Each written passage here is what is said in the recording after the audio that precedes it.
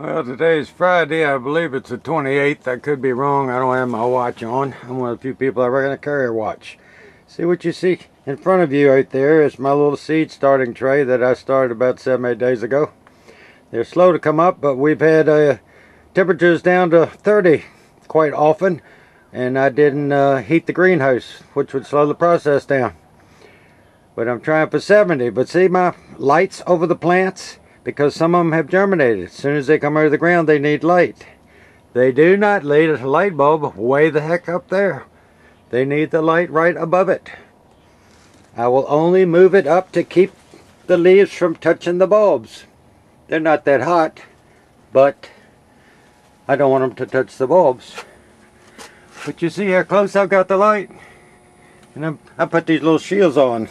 I had a bad unit and I just cut them off and pop riveted them on there. You can tell how long it's been, and that gives me more reflective light than just a normal one.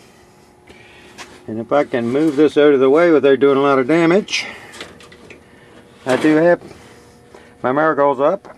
I've got a few tomatoes up, and that, you might not be able to read it, is sitting on 70. That's what they like. You got to give them a lot of light. The sun is 55 million light years away from Earth. I believe it takes 8.9 seconds or 9.8 seconds for the light from the sun to even get here at 186,000 miles a second. So that's pretty fast. But see, you're using artificial light, and it doesn't travel. It still travels the speed of light. But it's artificial light. It's not the sun. And you've got to have the light close to the plants. And if you don't have it close to the plants, you get leggy plants. And they're not going to work for you.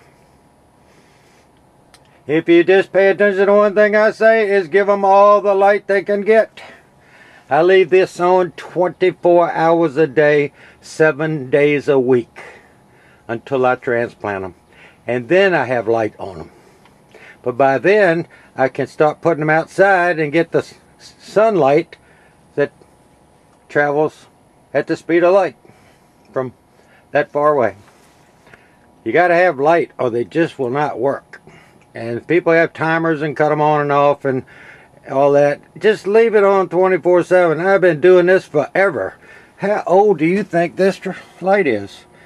All I did is put a dowel through it. I used to hang it on a chain, but the chain would somehow slip off sometimes and it would fall down. So I use a rope. And I tie several knots around it like a noose, and I can slide this up and down. So if I need to bring it up, I just pull the knot up and raise it up.